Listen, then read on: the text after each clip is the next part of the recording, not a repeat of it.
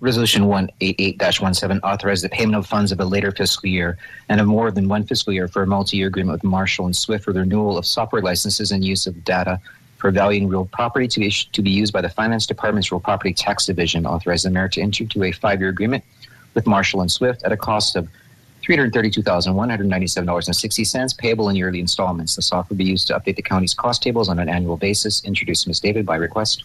Ms. David, move to approve Resolution 188-17. Second. Moved by Ms. David, seconded by Mr. Kanuha. Thank you. And I believe Mr. Sitko and the Deputy Director Sacco is in Gila. Stan Sitko, Real Property Tax Administrator. The software is, well, basically, this is the hard copy of the software. What it allows us to do is to value our real property using the cost approach. Up until 2012, we used to do engineering studies in conjunction with the city and county of Honolulu. However, at that point, the engineering firm stopped bidding, and we had to go and find other sources for cost data.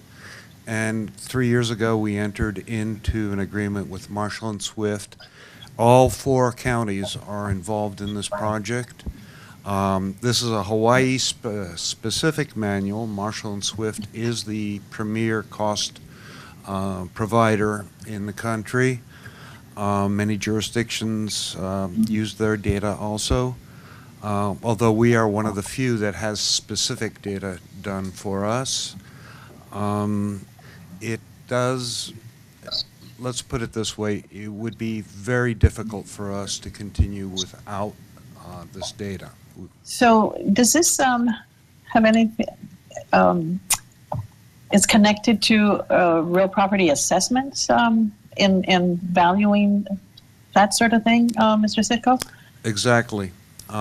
It is the basis of our cost approach. Basically, when we value most of our properties on the island, we rebuild them. We value what it would cost to buy the land and then build the structure and then depreciate it down. Wow. Okay. I think I yield for other council members. They have questions. You referred to specifics.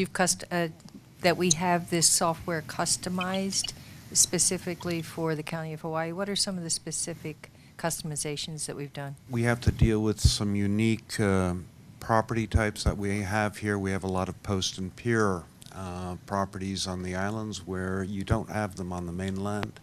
They've had to adjust that. They've adjusted for the various building codes that we have locally. The final product is usable across all of the entire state.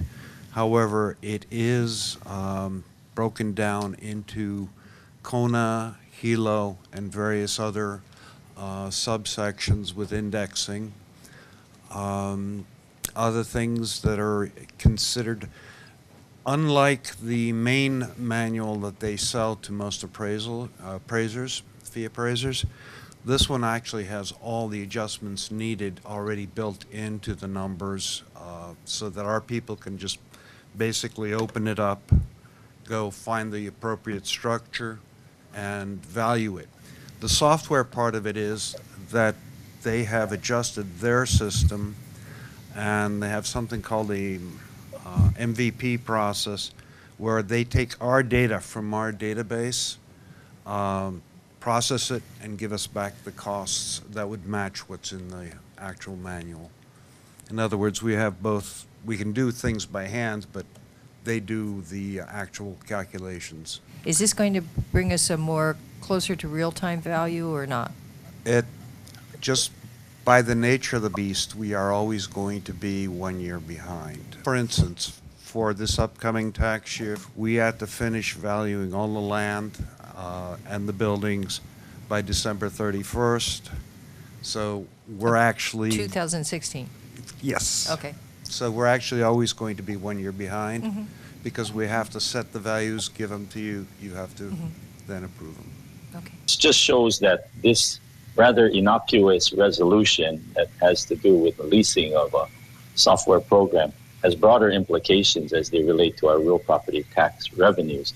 But I'll support it, but it certainly does raise a lot of questions on different levels.